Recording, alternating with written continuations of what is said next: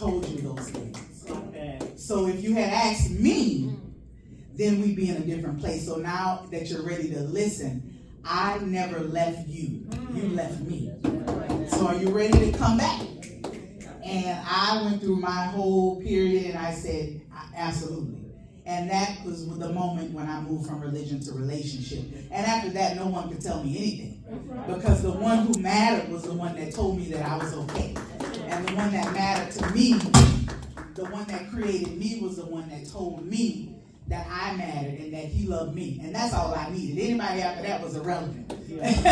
You know, whoever, family, friends, you know, and of course you're gonna have that separation. When you take a stand on anything, you're gonna lose some people. And what I learned was all losses are not necessarily a loss. Sometimes some things have to fall off for other things to grow. And what that did for me was it caused that self-loathing to fall off. It caused that self-esteem issues and things like that to fall off, and it caused self-love and things to grow. And it gave that confidence that I needed to face the world, and to the point where it didn't matter who said what, because as long as I know who I am, I know who I am and whose I am. Everything else is irrelevant. And so moving forward in that, I was able to connect with an organization, Gamma Alpha Psi, which is a dominant lesbian fraternity out of Baton Rouge, because I didn't know any lesbians, first of all. I didn't know any gay people. The only gay person I met growing up, my grandmother had this seamstress who was a beautiful drag queen. And I loved her so much, and I didn't know that was a drag queen until I became an adult. And I was like, that lady is so beautiful. And that was the only person that I knew. So when I realized that my outside didn't match my inside, I said, okay, what do I need to do? You know, and I went on this whole journey, and you know, I've always had long hair, and I said, well, okay, if I'm gonna be, you know, butchy, I gotta cut all this hair off. So I came home and I was like G.I. Jane. I had cut it all off, you know, and I was wearing the tall tees and the big jeans and the, you know, and the tennis shoes, because I'm thinking that's what, you know, butch women look like. I gotta look like that, you know. So I went through this phase of horrible wardrobe changes. And I went through a whole bunch of, you know, and I was like, no, I don't think that's it. And I was able to find this organization of intelligent, confident, masculine women, and I was like, I was home. That was it for me. So I joined Gamma Alpha Psi, and that was in 2008. And ever since then, we've grown.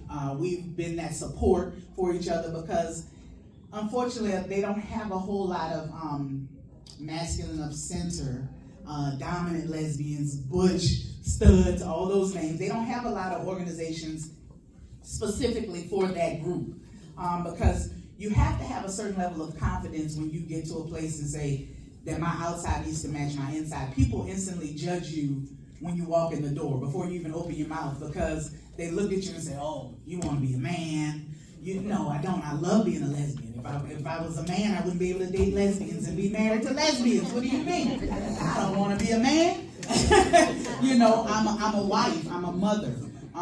You know, I'm recently a grandmother. So no, that, you know, but when people see you for the first time, they come with those preconceived notions, and I love to dispel those myths and rumors. And people have even come up to me, you know, after we've worked together and things like that, and said, you know what, I had the wrong idea about you when I first met you, you know, or, you know, falling into that stereotype of what they think a lesbian is, you know, the ones that, you know, the straight women who have to come back and say, well, you know, I was a little leery at first, because of course all the straight women think you want them all. And we don't. No matter what they look like, tall, short, big, little, they're like, oh, you're a lesbian, you automatically want me. No, I don't, man. I love women, but not all women.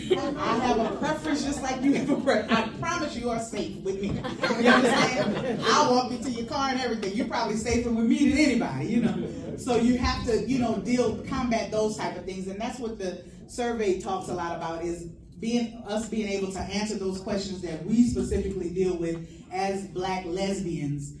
You know, the issues, you know, from the guys, because of course the guys they're gonna be guys. So a lot of times you just have to laugh and say, all right, dude, you know, damaging your ego or whatever, but so just the things that we face as a community, explicitly me has been trying to deal with those issues head on. And so the work that they're doing is very important. I encourage everybody to scan the QR code, take the survey. It doesn't take long, and it adds to that data that is so important, because we know numbers are very important. Dealing with numbers, tying into the political climate that we're currently in. We know how important numbers are. We know how important representation is in our community, and we are, as Tia said, one of the most underrepresented communities. So if we want to count, we have to give the data, we have to give the numbers to make sure we're counting. I had some other things, but the main thing that I want to talk about right now is the importance of voting. Whatever your preference is, just make sure your numbers are counted. Just make sure you vote.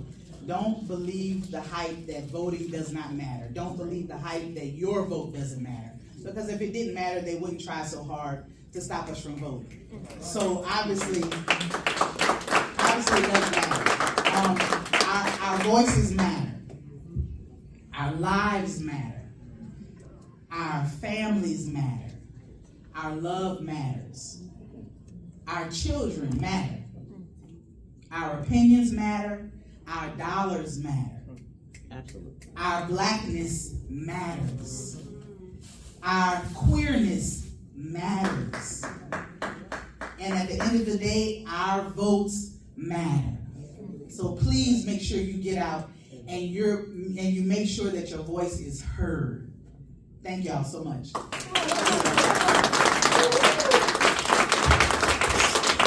Thank you so much.